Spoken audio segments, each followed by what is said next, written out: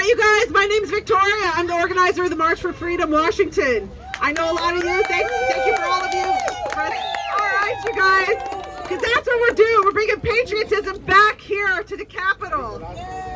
Remind Washington State that this is America. This is the United States of America, and we have something called a Constitution. Thank you to Bob Runnells for getting a bunch of these signs printed. This is really our message. This is really our message going out today, you guys. Because guess what? We are his boss. Yes, we are! And we have every right to demand his resignation. Yes, we do! Yeah. So you guys, we started the March for Freedom 2 years ago. We marched in Seattle from the Bill and Melinda Gates Foundation. We marched up Mercer Street, which is like biotech central right there. We actually had about 350 people on that first march. That was pretty good for considering it was a lockdown and everything was still really tight 2 years ago. You guys, since then, we have marched 20 times in the city of Seattle, in and around Seattle. And this is our 9th time here in Olympia, so really the March for Freedom, we are marching. We are marching. Thank you. Yes. Yeah, you're welcome. It's not violent, but what you can do is you can march. Marching is actually a military activity. It's a show of authority, of presence, and it actually does make yourself known to the territory. So that is what we are doing. We marched in Seattle. We had quite an impact. So here in Olympia, it is, it's not as well populated, but it's like, we have to be here because this is our land, this is our territory, this is our house. Yeah. So, you know, how could, you might ask, how do we blame Governor Inslee for legislation coming out? Well, he is the one that has been cultivating this atmosphere, this extreme left atmosphere for, you know, this is his third term. Yeah, this is his third term. Between him and Ferguson, they have been, you know, cultivating legislators all over the state to come into office by supporting them. And then, you know, they even, like in the case of HB 1333, that was Ferguson, you know, feeding it to a legislator. So this is Inslee's culture here. He has built this culture of fear and running the place like a bully. It really is true that that it is time to resign for Inslee. I mean, honestly, he should be arrested and put in prison for what he's done. Amen.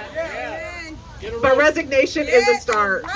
Resignation is a start. So that's what we're going to be chanting today. We've got some great chants today. And let's welcome our next speaker, you guys. I'm going to bring up Sara. She's with We the People Against Communism, co-organizer of this event. All right, welcome, Sara. Thanks. Yeah, you're welcome. All right. Hi, guys. Hey, Sara. Thank you all for being here. And I love you guys all. So let's get to the point here. Inslee is a communist. That is all there is to it. And everybody working inside that building with him loves him, or they'd walk out. It is time to walk out. Yes. It is time to be brave. Remember? Home of the free, land of the brave, right? Yeah. That's right. I don't know what happened to that. I think everybody just said that, you know, our founders decided to be brave and strong for us, and we never have to stand up and do anything.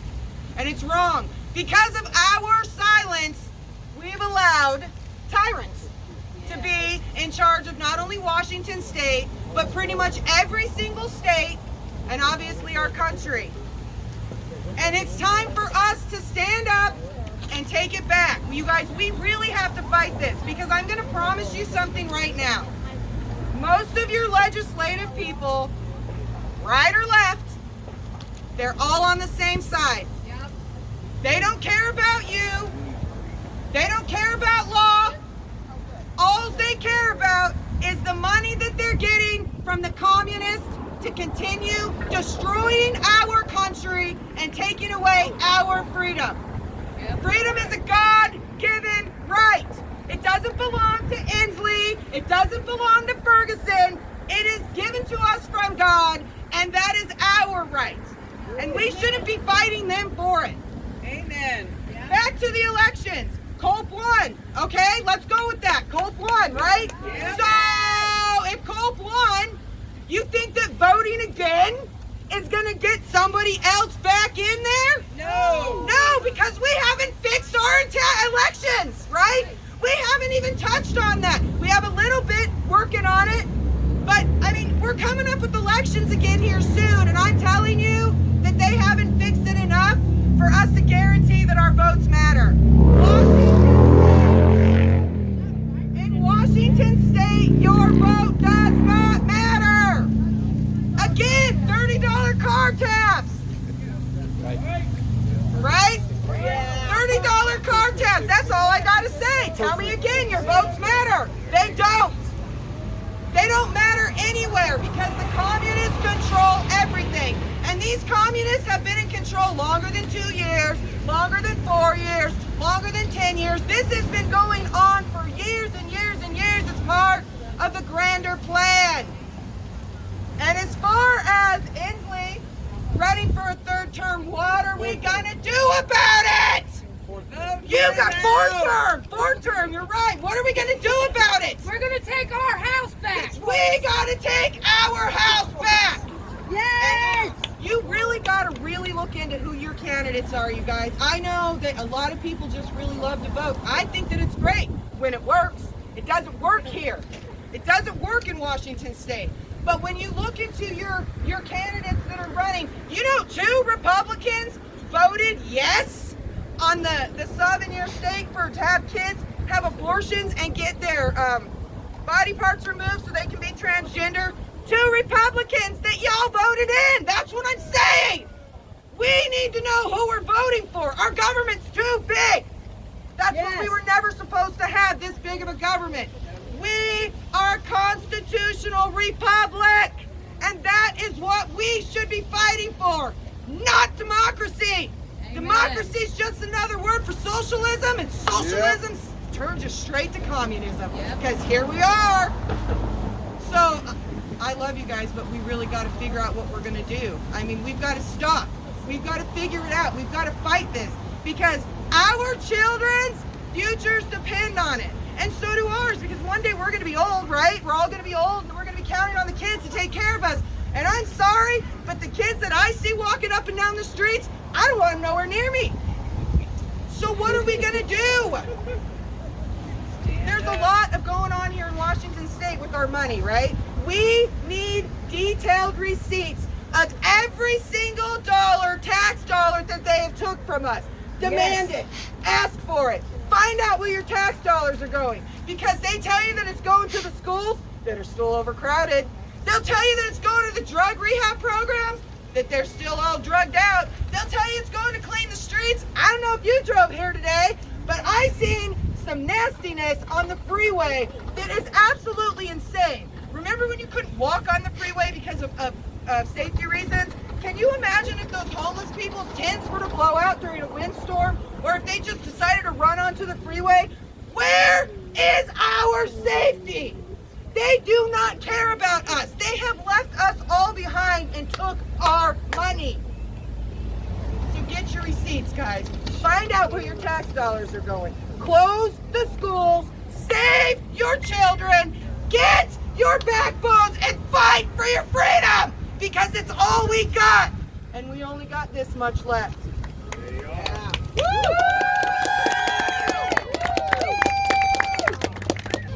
All right, you guys, I want to welcome another speaker. Informed Choice of Washington has been a big supporter, you guys. We've got a lot of people turning out from their newsletter, and they're just a great resource as far as information and what's going on here at the legislature. So I want to introduce Bob Runnells with Informed Choice of Washington. Come on up, Bob. Oh, there you are. He's ready. All right, weekday rally warriors, how are ya? You ready for some real March Madness? Yeah! Victoria style March Madness. Yeah. So, a quick poll. How many of you were here, say, 5 years ago, demonstrating in Olympia? Never. Oh, Karl. Oh, really? Nice. All right, but for the rest of you, how many of you pictured yourself coming to Olympia and demonstrating against what's going wrong here? Never. I mean, really, I think a lot of us, thank you, but yeah, a lot of us never thought. I have a lot of other things I think I'd rather be doing, sorry, in the great outdoors of this great state. I still want to defend it. I still want to live here and get some of these freedoms protected. So I want to thank you all. Thank you for showing up. I'm Bob Runnells with Informed Choice Washington, and we protect informed consent in the state since 2015, so we have a lot of good brains in our group that keep track of all the legislation that might go on here. Department of Health watchdogs, pandemic was like a bomb going off under us. And one thing we've been able to do is rally some troops, and I have to thank all of the people here that probably got involved in HB 1333 and fighting against that bill. Right? So with your help and the calls to action we had with our affiliate group, Stand for Health Freedom, over 30,000 letters were sent to legislators here for that effort. And I would guess at least twice as many, really, because there were other groups doing the same calls to action. So that had an effect. That bill died on in the committee basically before it got to floor debate. So that's a good sign. We got one, call it a victory. And these things, these meetings with legislators, these letters, registering pro or con in the committees, testifying in committee, your personal stories, also very important. We can't not participate in this process, even if our votes are difficult to prove that they count. We really do need to stay engaged here. So, I'm hoping that we get a legislator out here today, but if we don't run for office, these actions are much more important. We must get off the couch and come out and do these kinds of actions. So we actually still need to stay diligent. There are some bills moving here in the House and the Senate. We need to be diligent on they're certainly trying to claw away at Second Amendment rights. They've got multiple bills moving in the House and Senate right now on that. They're also trying to promote protected health services. That's a misnomer. They're trying to allow abortions and allow sex change operations, as Sarah mentioned. And we've got these bills that are, I still don't understand why our government wants to actually promote the practice by putting their finger out there. They're promoting the practice of minor sex changes, sex changes for minors. Exactly. The government should not be involved in any of that. And so there are two bills moving, HB 1469 and SB 5599. So please log into those bills. You can register for alerts if you don't get our calls to action. We're not tracking those specifically right now from our group, but you can log in to the website, get those alerts, get ready to comment, contact your legislators. Those things are sponsored by way too many, and all Democrats. And they're primed to move. So what is wrong? What is desperately wrong here in Washington? I think one thing we can agree on is Governor Inslee. He has not been acting in the best interests of the people. No. He just took the easiest route through the pandemic. Listening to recommendations from his handlers, we can guess who those people are, from the federal talking heads, and he wasn't taking advice from the 45th president. He enjoyed taking federal emergency funds during the pandemic. He enjoyed his 900 plus days of emergency power to tyrannize and terrorize certain groups without cause. As a state leader, we have our state's rights in place to protect against federal overreach. He failed in that duty. He just took the easy path and became drunk on power. So today, and as every Tuesday for the last 9, we're asking for his resigning. Yes. I don't think he can be redeemed. No. But we might be forgiving people if he is able to meet this list of 6 demands. Maybe he can stay in office for the rest of his last term. So first of all, admit he was wrong about the severity of the pandemic. He had ample time to say it's not a zombie apocalypse and not go down the road of strong restrictions. Back off those restrictions.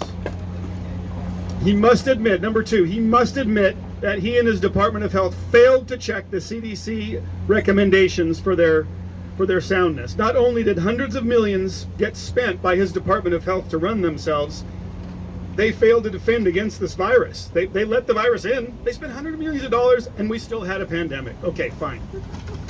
But they're totally reliant on the Fed for all this infectious disease advice. I know what we can do. Take the money from the department and use it to repay the people who are harmed by the pandemic, if they're just going to repeat what the Fed says. Coercion's illegal. So number three, you must admit that masks, social distancing, lockdowns didn't work. School closures, the pandemic were not correlated to better outcomes. That's right. Hospitals were never going to be overrun. He could have followed lesser restrictive measures like other states and done just as well.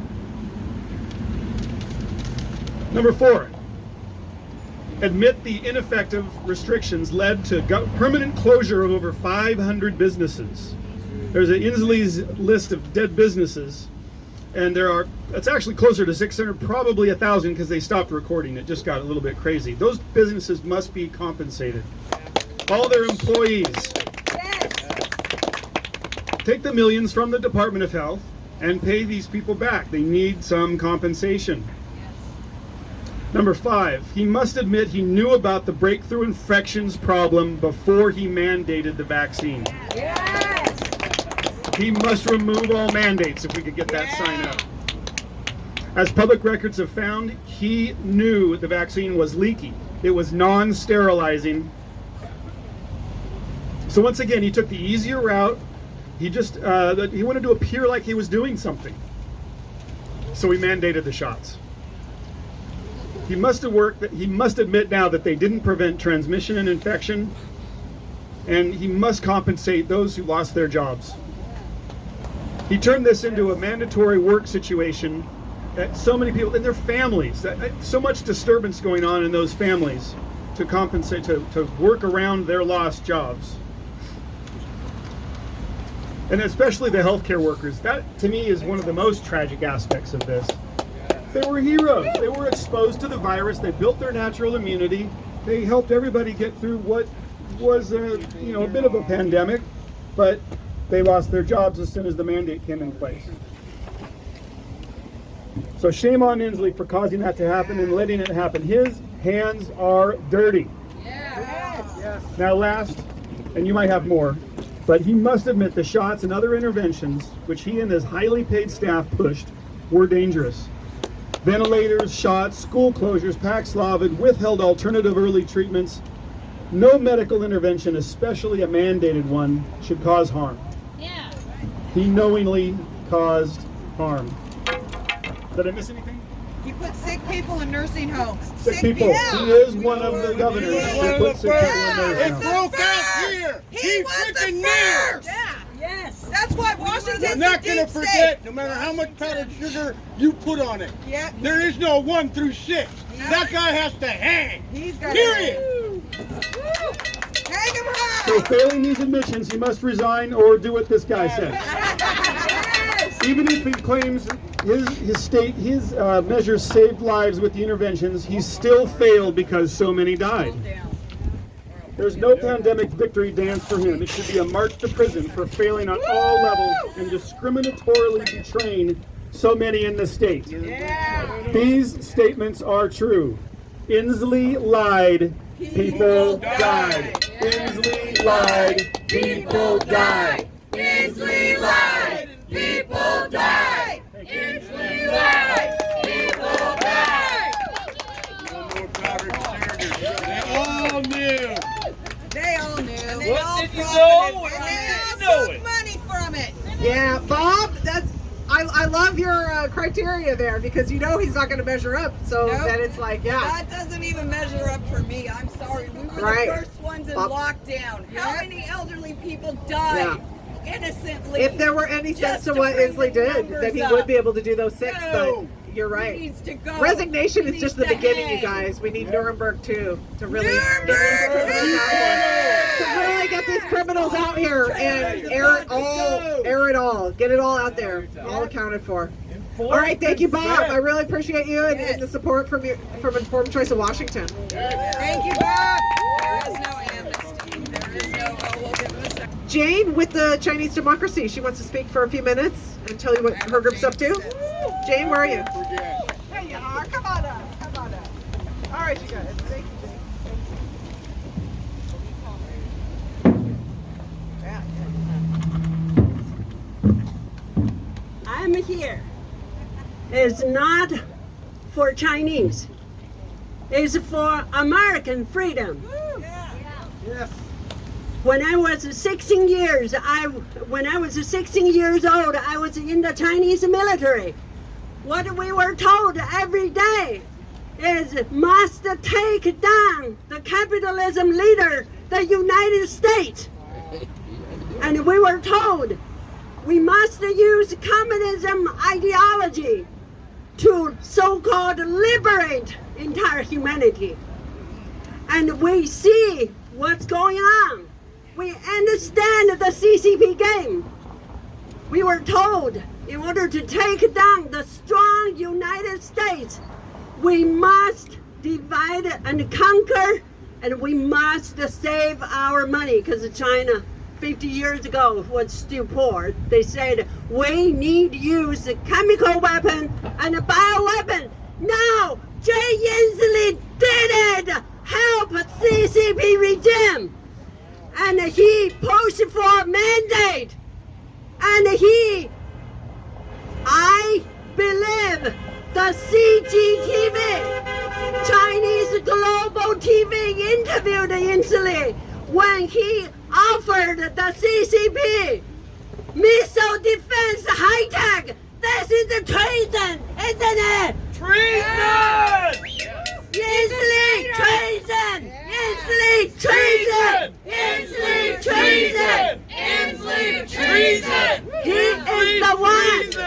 When we went to his office, after we sent him email and contact with his office, we asked his office to help the Chinese and the American protect our freedom, shut down the CCP spy agency, Confucius Institute, because that institute report everything what we do in the United States, and then call to China and threatening our families. Children cannot go to school, and adults would lose our jobs if we keep doing freedom here in the U.S.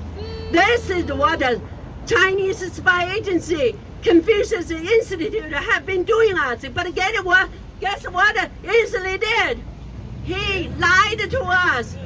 They say that within 2 weeks we're going to have a governor have a meeting with you.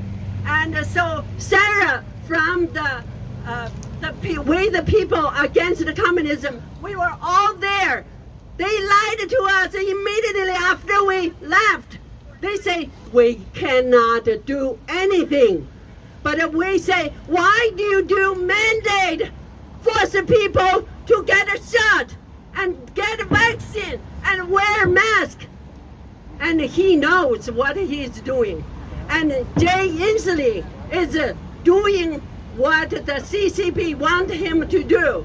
That's why when we went to his office next time, he pushed us out. He sent out a lot of police officers.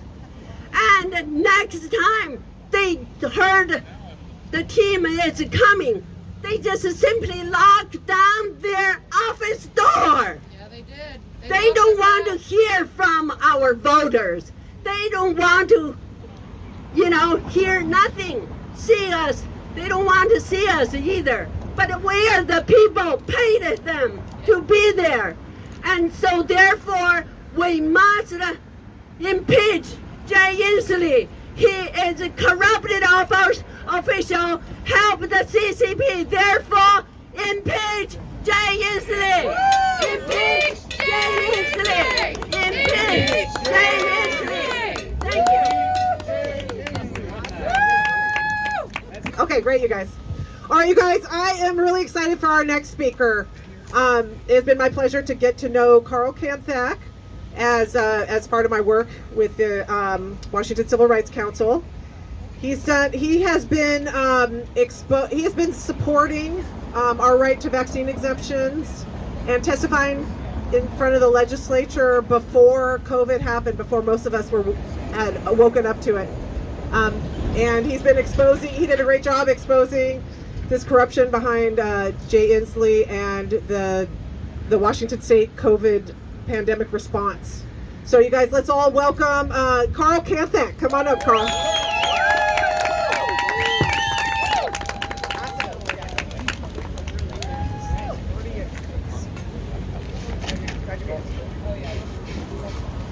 Good afternoon, and I appreciate you coming out on a weekday like this. So if you looked at the flyer, it lists me as a citizens' rights researcher. What is that? Well, I made it up. I'm a plain language reader of the law and related materials to reach common sense conclusions. These are my opinions and will hopefully inspire others to do similar research and decide for themselves. Now, to a lot of people, when they see something like it's time for Inslee to resign or that he has done criminal offenses and such, that might seem over the top or outrageous. I think by the time I'm done, you're going to understand that's not out of line at all. So my disclaimers are, if I get excited and say lies or liar, I mean allegedly misrepresent. I'm not a doctor. Nothing I say should be considered medical advice. I'm not a lawyer. Nothing should be considered legal advice, but I'm also not stupid.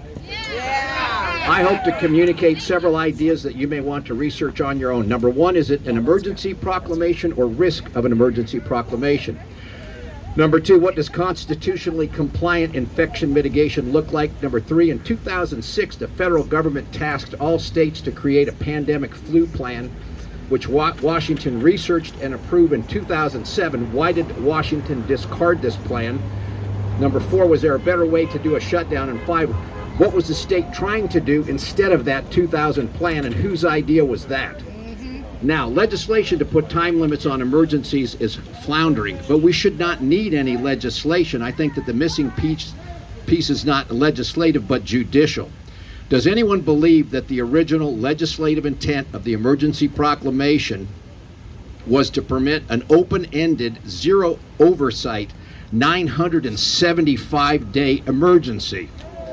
Does anyone believe that the representatives who created the emergency statute could ever have imagined a governor maintaining a state of emergency for over 2.5 years? The reason the statute does not have defined time limits is because when used legally for the statutorily defined triggers for real emergencies, the start and stop points are self-evident. The statute 43.610 reads, the governor may, after finding that a public disorder, disaster, energy emergency, or riot exists within this state or any part thereof which affects life, health, property, or the public peace, proclaim a state of emergency in the area affected, and the powers granted the governor during that state of emergency shall be effective only within the area described in the proclamation. Note that epidemic, infection, and pandemic are not listed. This is not a mistake or an oversight, which I will explain in a minute. Energy emergency was added in the 70s. I'll explain that also.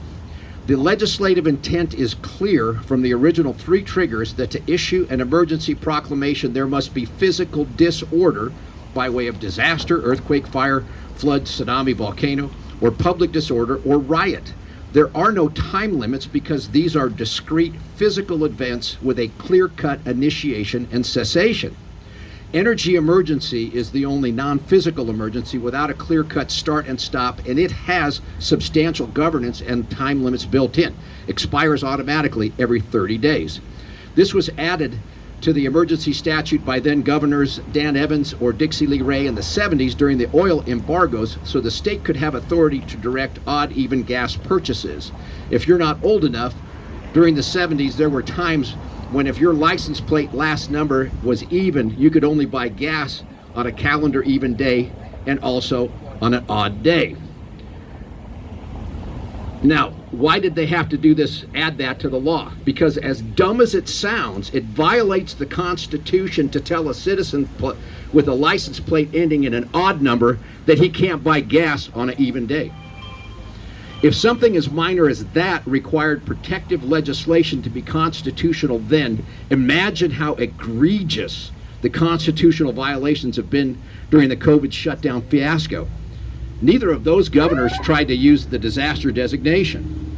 Now, 4306220 details the procedure for declaring and then suspending a state of emergency. Included is the directive language, all capitals, provided the governor must terminate said state of emergency when order is restored in the affected area. My contention is that conditions in Washington never met the level required to declare an emergency. My first proof of this is in the original proclamation. It does not list the disorder that requires the emergency proclamation. Instead, the proclamation references a CDC designated threat and then risk 4 or 5 times and then declares a disaster. How many times in the press conferences did Governor Inslee say, "We are not in trouble now, but the model says if we don't do A, B, and C, we will be in trouble"? How many COVID patients were treated in the emergency hospital set up in Seattle CenturyLink Field? 0. In September of 2021, 17 months after the hospital was torn down and 13 months before ending the emergency, Governor Inslee was interviewed on TVW and asked, "What is the criteria for ending the emergency?" The governor replied, I'm paraphrasing, "There is no criteria. I will know when it is time." Now, logically, if there is no criteria to exit the emergency, there's no criteria to be in the emergency. Now, Governor Inslee confirmed there was no criteria for ending the emergency by selecting a calendar day, Halloween 2022, instead of a set of conditions like case or mortality rates. I did hear a defense for the extended emergency was because it allowed access to emergency funding. I would be much more sympathetic to that argument if the emergency money was being directed at the business owners and others whose lives were upended with ridiculous pandemic mitigation, but that money just went into the black hole, and those people whose businesses were destroyed are still not compensated. There are people who don't understand the significance of what has happened and even think this isn't that bad. The governor should be able to do what he wants when he needs to without having to declare an emergency. What's the big deal? These people are usually government or big corporation employees who weren't impacted and maintain paychecks, etc. What is the purpose of an emergency law? To temporarily allow in limited area the violation of constitutional rights. To tell people you can't go into that area after an earthquake to prevent looting. Restricting it. Ordering churches closed is a violation of the First Amendment, and it's insulting when liquor stores and pot shops are left open. Prohibiting citizens from being able to assemble and petition the government for redress by protesting the pandemic rules is a violation of the First Amendment, and it's insulting when protests for social justice are permitted. Closing businesses and prohibiting citizen use of their private property in legal commerce is a First and Fifth Amendment violation, and permitting other businesses to remain open is a 14th Amendment violation. Involuntary quarantines without due process are illegal detentions under the law. We have 2 big problems here. The first is permitting this administration to expand and redefine without legislative input the term disaster to include whatever the administration wants it to include. The second is that it doesn't even have to be a real emergency, but only something the administration thinks might be a risk of a future emergency. Does anyone think the state should have the power to violate the Constitution because something might happen? No. Is it the risk, is it the emergency rule, or the risk of emergency? The precedent has been set now that anything the administration feels is a risk could be declared an emergency proclamation and constitutional rights violated. But it was a novel pandemic. We had to do something. Whatever is done must fit within the Constitution. Instead of this fiasco, the state should have used existing statute. Washington has extensive constitutionally compliant guidance in Washington Administrative Code 246-100, not coincidentally titled Communicable and Certain Other Diseases. This got us through the Spanish flu, typhoid, the Hong Kong flu, Marburg, everything else. This WAC details the proper legal infection management within constitutional constraints. First, all health department interventions are voluntary recommendations unless certain conditions are followed. Restricting the movements of healthy people is a quarantine, and if ordered involuntarily with threat of punishment becomes a detention. Part of preventing illegal detentions are Miranda rights. In criminal proceedings, citizens have the presumption of innocence. In medical proceedings, citizens have the presumption of health. Citizens cannot be involuntarily detained without due process. A legal involuntary quarantine cannot exceed 10 days, and the quarantined person or group must be presented this notice. You have the right to petition the Superior Court for release from isolation or quarantine in accordance with WAC 246-100-55. You have the right to legal counsel. If you are unable to afford legal counsel, then counsel will be appointed for you at government expense, and you should request the appointment of counsel at this time. If you currently have legal counsel, then you have an opportunity to contact that counsel for assistance. This is the medical Miranda rights all citizens have when faced with involuntary medical quarantines. I was not given that notice, were you? To go beyond the 10 days required is another court appearance. To extend that, and in no case can it exceed 30 days. Worst case scenario, none of this should have persisted beyond a month. So what we have experienced is lawless behavior by this administration. They violated the Constitution, federal and state. They've violated RCW and WAC. What about the judiciary? Why can't we get relief there? Let me spend a couple of minutes on that. How often do you see an incumbent judge challenged in an election? Not often. How often is an incumbent judge defeated in an election? Not often. How often does a judge decide to leave the bench in close enough proximity to an election for new candidates to run as equals for the open seat? Not often. When a judge leaves the bench off cycle, how are they replaced? Governor appointment with no legislative input or approval. They don't provide a list of possible candidates, nor do they confirm. And when the next election cycle comes around, that appointed person now runs at the incumbent, and we're back at square A again. Imagine the result of a multi-term governor. I just heard a report from the Washington Policy Center that 3 superior judges who approved this excise tax recently ran unopposed. What happened to the 2007 pandemic plan? The administration discarded it. That plan was researched, thought through, and resourced. It did not have any business closures or other stay-at-home shelter-in-place provisions. What was the governor's plan? We'll designate some businesses essential and let them operate, and deem others non-essential and shut them down. What will they do for money? They can go on unemployment. How did that work out? Thousands of small business failures, tens of thousands of citizens went months without benefits, widespread havoc and destruction. In 2021, the Department of Revenue said over 2,900 restaurants had permanently closed. Each of those potentially represents a shattered family and the destruction of generational wealth. A restaurant that is open is worth some multiple of its gross or profits. A family may have planned to sell it to fund a retirement or to be an inheritance. A restaurant that is closed has no value except for cents on the dollar of its fixtures, tables, chairs, ovens, etc. Imagine that business of closing. You can be open 50% closed, take a week off. All of your inventory goes bad in the freezer. It's ridiculous. Oh, you can open for takeout only. The closest restaurant to me is a Benihana style Japanese place. You're going to have the people roll their window down that much and try to flip a shrimp in through that opening? Now, I just found out that there's now a Washington Hospitality Grants Program that opened March 14th. Requirements are that you must have been open by April 20 and took a 25% hit or more and are not closing this year. Does anybody see the problem with this? What if you were open in 2020, suffered 100% loss, and had to close? And then you lost your cars or pulled your kids from college or you lost your house. How does somebody like that apply? I didn't find that on the website. Now, was this outcome unpredictable? Was this a good plan that just didn't go well?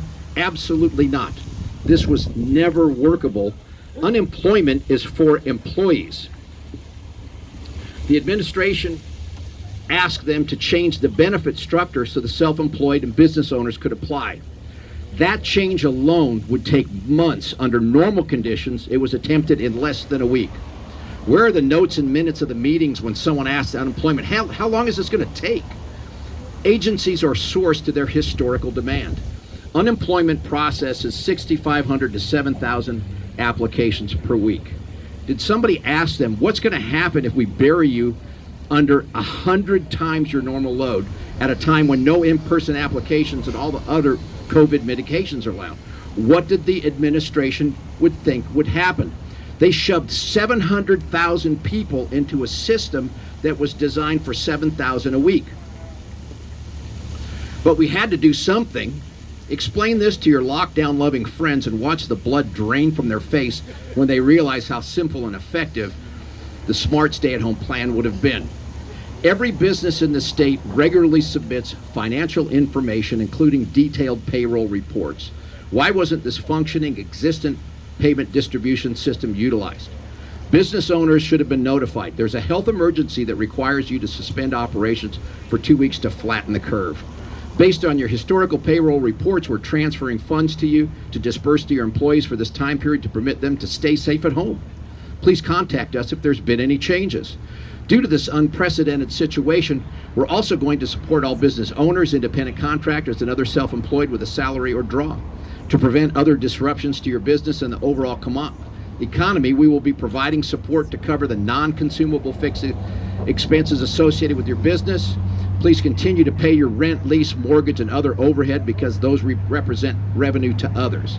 The state is creating a claims program for perishable inventory, income reduction, and other closure-related losses.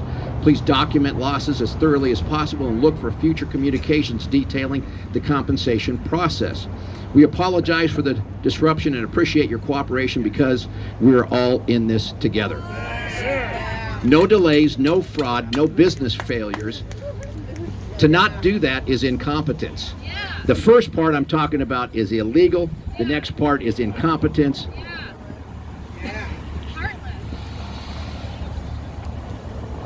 Failure to do what I just described should be criminal. Since they abandoned the 2007 plan, what exactly was the administration trying to do? Remember how ridiculous so much of the guidance was. Why were obviously safe activities outside like hiking, golfing, fishing, boating banned? Why were facilities with huge air volumes forced to close, bowling alleys? What were the criteria for businesses to be essential and non-essential instead of safe and unsafe? Every business is essential to its owner. If it's safe to operate, who cares? What was the administration trying to do and who thought up the plan? We obtained public record request emails between the governor's office and various Gates Foundation affiliates, University of Washington, Microsoft, etc. We asked for copies of the contracts between the state and these groups. There were none because these groups were simply volunteering their time out of the goodness of their heart. No contracts mean no governance. Here's an email on March 19th, 2020 between the foundation, a group called Infectious Disease Modeling, and the Washington Department of Health. Niket and I just had a great conversation with Kathy from Washington Department of Health. The governor's office is interested in learning the potential impact of their policy measures on reducing population movements around the state. Potential impact. The purpose of this effort is to learn which of the social distancing trajectories we've previously modeled might be most realistic, 25, 50, 75%. Of course, we will ultimately need case data, which is delayed due to disease dynamics and reports, to determine the true impact of these policies on COVID-19 incidents. Any thoughts or insights you might be able to share on the Facebook data would be much appreciated. The reply the next day: Dear Kathy, we've worked quickly to prepare a report describing our findings based on population occupancy and mobility data. The conclusion is, as we previously discussed, it's too soon to determine the impact of the policy changes on reductions in COVID-19 cases and deaths. However, the results are quite interesting. We see significant changes in population mobility. Here are key messages. It's still too soon to see impact of the cases and deaths due to inherent delays in COVID-19. However, we see changes in occupancy and mobility patterns. This is very disturbing. The administration failed to use the proven 2007 pandemic plan for a Bill and Melinda Gates Foundation experimental model, making population mobility reduction a surrogate target for infection control. The language in this email makes it clear that they did not know if the mitigations would reduce would result in reduced population mobility, and two, if it did reduce population mobility, if that would reduce COVID cases or not. The administration imposed actions with known harms and catastrophic outcomes on the citizenry, trying to test two levels of uncertainty. It's like a double inception. The entire Washington state population was forced into an experiment without information or consent. This is why obviously safe activities were closed, not to meet any infection reduction criteria, but to try to have cell phones ping in less places to show that the population mobility reduced. People's businesses and lives were destroyed because the administration outsourced the COVID response to unaccountable private parties that happen to be the governor's most prolific donors and supporters. It's a very bad look. In the immediate shock of COVID and media circus and disbelief that actions this destruction and unfair on the citizens became none. Now that there is some time to get past this, I'm hoping there's some clarity, and I truly hope that there can be accountability for this damage. Thank you very much.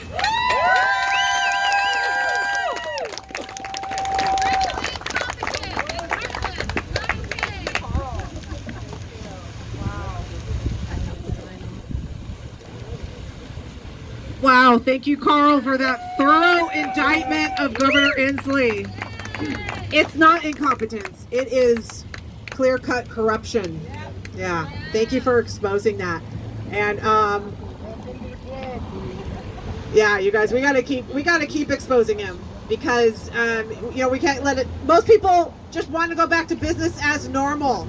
Well, we can't just forget about 2.5 years of this emergency, right? So that's what we are here for, is to wake people up. We got to hold him accountable. Yeah. All right, you guys, and on that note, I'm going to introduce our final speaker. He's going to get us all riled up and then share updates. You guys? All right, let's welcome Representative Jim Walsh.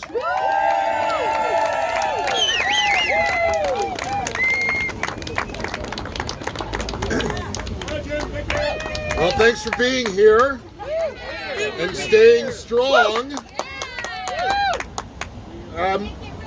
You know, that was a great rundown, Karl. Thank you for doing that. What I want you to keep in mind is that none of this is happening by accident. Yes. None of this is happening by chance. What we have going on right here is an undermining of civil society and constitutional governance. I always like to start with Article 1, Section 1 of the Washington State Constitution. All political power is inherent in the people, and governments derive their just powers from the consent of the governed. And the purpose of those governments is to protect individual rights. This is the beginning of the state constitution, and it's a terrifying thing to the bureaucrats and career politicians who make so much policy in this state. It's not that they're evil people to look at them, it's that they are arrogant. And at this stage in our state's life cycle, they are decadent. They are, we talk about corruption, they are not corrupt in the way of Chicago politics with bricks of cash hidden in refrigerators. But they're corrupt sort of with a small letter C. They're corrupt in the sense that they are undermining of your essential rights, of your individual rights as guaranteed by the state constitution. And remember, the state constitution, just like at the federal level, it's the highest form of law. Beneath that is statutory law, the revised Code of Washington. Beneath that is the administrative code, the Washington Administrative Code, where so much of the justification for overreach exists.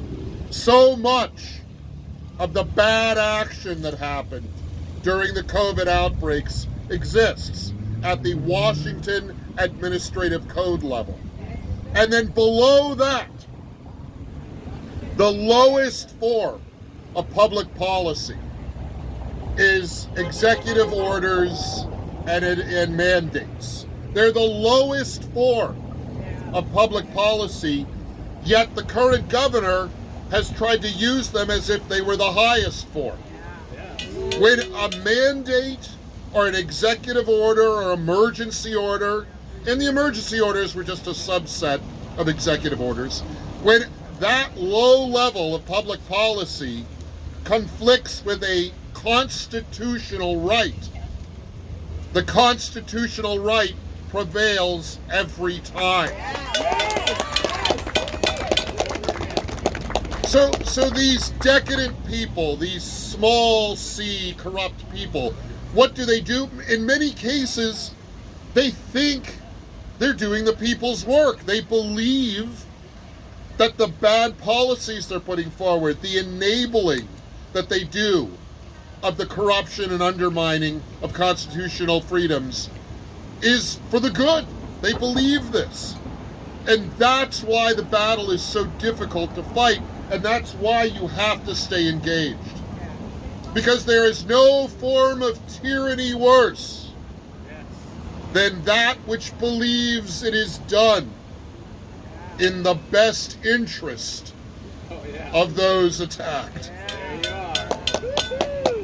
And this is what we deal with every day here at the Capitol. You know, we're seeing it in so many fronts. You may be familiar with the term regulatory capture. That is where industries will take control of the bureaucracies that are supposed to regulate them. And the political progressives love to talk about regulatory capture, and it does happen in some industries. But what we have here is bureaucratic capture. Yes. What we have here are the state agencies which are supposed to serve you, deliver you services, have become the tyrants, the real tyrants, have become advocates of public policy that cuts against your freedom, against your liberty, against your ability to speak freely, to have freedom of conscience, to work the job you want, run the business you want. And it is perverse that these bureaucratic agencies often write the legislation that we consider under the dome. There is an aspect, a type of bill that we consider here in Olympia at the Capitol called an agency request legislation. Now, this sounds very official and like well, if the agency requests it, well, then this must be an important thing. It really is that small c corruption of your government when agencies request legislation. And mind you, when a bill says agency request, the agency didn't just request the bill, the agency wrote the bill. Yes. And these agency request legislation are some of the worst for propagating the kind of incompetence and abuses that we talk about. They're some of the worst for expanding government overreach and regulation. It's not even right to call it regulation anymore. It's government seizure of individual property, of individual commerce, of individual liberty. You know, we often talk in Second Amendment circles about the federal Constitution's mention of a well-regulated militia. Well, in the colonial days, well-regulated simply meant well-organized. Well, that's what regulation should be. It should be proper organization of the government and its functions, as well as business and commerce in your life. when the regulatory process stops trying to order transactions, activities in a reasonable way, and starts to dictate what those transactions will be, will start to dictate how you can live and where you can live, then that is not a well-regulated system. That is tyranny. And tyranny is no longer just one tyrant, although one tyrant would love to be one tyrant. The tyranny that we have to face, the tyranny that we have to fight, is a bureaucratic, systemic tyranny. The belief in bureaucracy that a ruling elite knows better than you how you should live your life. This is a risk as old as government itself. The Chinese mandarins several thousand years ago did the same. Every organization eventually gives way to this tyranny of the bureaucracy. In some ways, it's a sign of success. It's a byproduct of economic stability. It's a byproduct of cultural growth. But like any byproduct, when the byproduct begins to overwhelm the mechanisms that allowed it to be, when the parasite begins to consume the host, then you have a problem, and that's what we have here.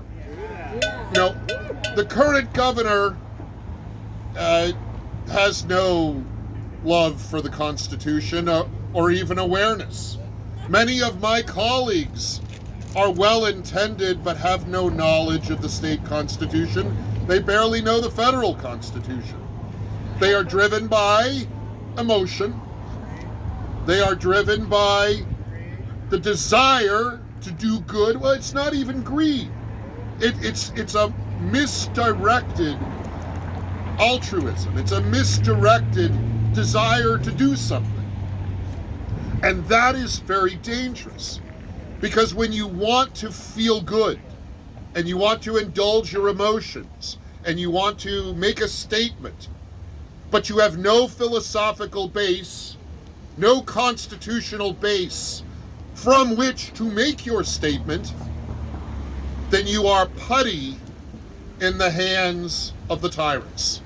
And too many politicians are like that. They don't mean to hurt you, but they hurt you and then can't conceive that they did you wrong.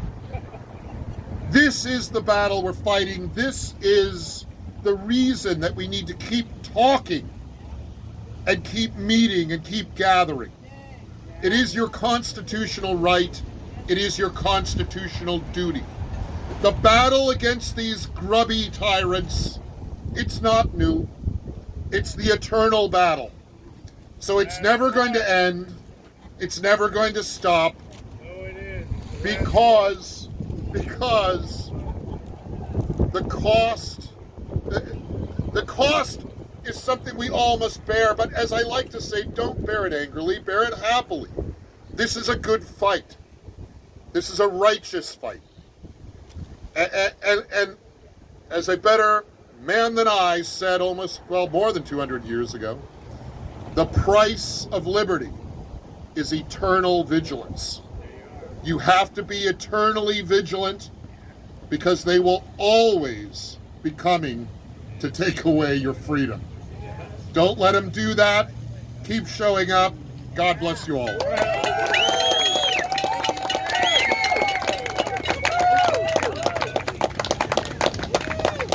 Thank you, Jim. Thank you very much.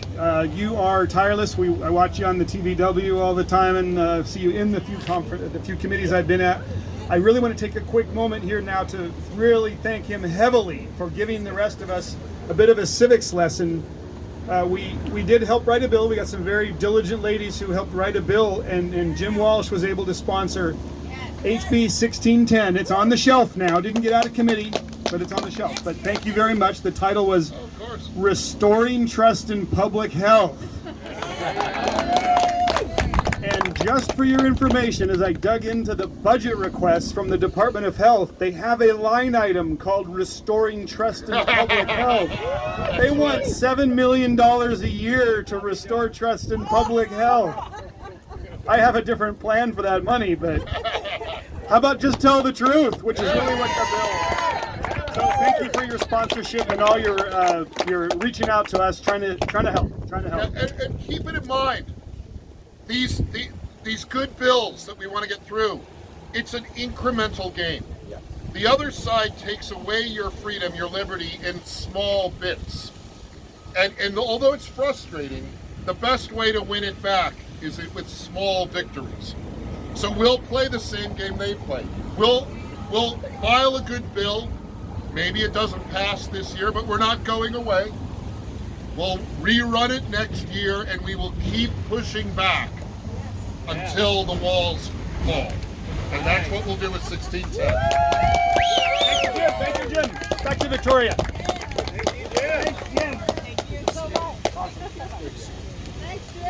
Of course.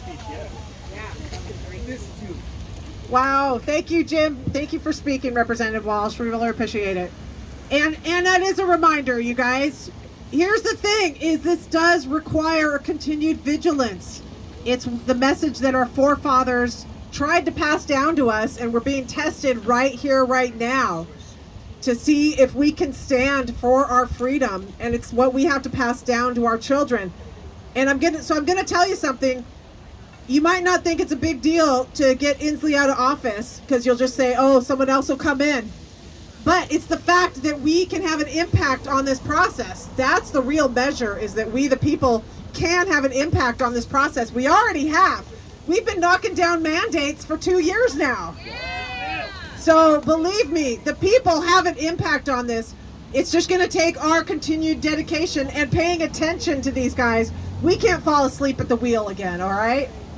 Okay, so you guys, that's what we're here for today. We're here to send a message to everyone here at the Capitol that it's time for Inslee to resign. You'll see that normal people will actually have a very positive reaction to it. And those that don't, it might make them a little uneasy because, they're in Team Inslee. Well, that's okay. They need to know that too, that we need them on our side. All right, you guys. So thank you to each and every one of you for making it here on a Tuesday. You guys, this is a great group. This is our biggest march of these 9. This is a great crowd for Tuesday because we have to show up when they are here. We can't come here on Saturdays and expect them to get the message. So believe me, this is a huge crowd and they are going to see us. All right, you guys, so we're going to get started real soon. Who thought we needed sun protection, not rain protection, right? But at least we'll get moving. Give us a few minutes to wrap up and grab a sign. Grab a t-shirt if you want one. Grab a sign. We need people to carry the banner. And the mandate banner, we want to get that out there. And we need someone on cowbell. All right, thank you guys. We're going to get started in a few minutes. We